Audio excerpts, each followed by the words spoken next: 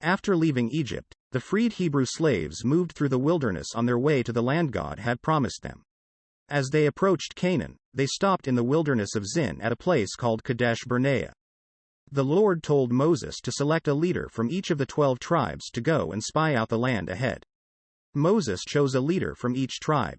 Their names were Shammua, Shaphat, Caleb, Igal, Joshua, Palti, Gadiel, Gadi, Amiel, Sethur, Nabi and Gul. Moses told them to find out whether the people in Canaan were strong or weak. How big were their towns and were they fortified? Was the soil fertile or poor? He also asked them to bring back some fruit from the land. The 12 spies set out from Kadesh Barnea through the Negev desert, where the Amalekites lived, then up into the hill country. They saw very tall and strong people who were descendants of Anak.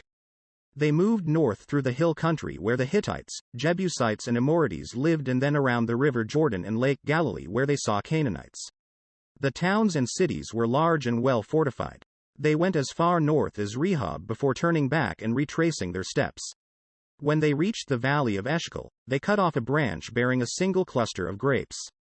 2 of them carried it on a pole between them, along with some pomegranates and figs. After 40 days, they returned to their camp. They reported, "The land does flow with milk and honey. Here is its fruit, but the people who live there are powerful, and the cities are large and fortified." One of the spies, Caleb, silenced everyone and said, "We should go up and take the land, for we can certainly do it." 10 of the spies disagreed. "We can't attack these people, they are stronger than us. All the people we saw are huge. Compared to them we seemed like grasshoppers." That night the Israelites grumbled and wept. They complained to Moses and Aaron. "Why is the Lord bringing us to this land only to die in battle? Our wives and children will be taken as plunder." They started planning to choose another leader and go back to Egypt. Moses and Aaron fell face down in front of everyone.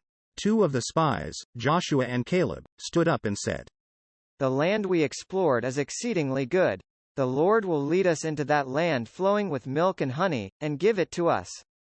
Don't rebel against God or be afraid. The Lord is with us, not them." Just as those listening were muttering about stoning Joshua and Caleb, the glory of the Lord appeared at the tent of meeting. The Lord told Moses, "How long will these people refuse to believe in me, in spite of all the miracles I have performed among them? I will strike them down with a plague and destroy them, but I will make you into a stronger nation." God told Moses he would punish their rebellion by keeping them in the wilderness for 40 years, 1 year for each day the spies had been in Canaan. The 10 spies who brought a bad report died of a plague. Only Joshua and Caleb survived, the spies who trusted in God to keep his promises and give them the land. The rebellious people then changed their minds and decided to attack the Amalekites just north of their camp. Moses said, "Why are you disobeying the Lord's command? This will not succeed." But they went ahead. The Amalekites, helped by the Canaanites from the hill country, came down and attacked them and beat them into a swift retreat. For the next 40 years the Israelites wandered around in the wilderness. All those who rebelled against God died. A new generation grew up willing to trust God and take the land God had promised to them, under the leadership of Joshua, supported by Caleb.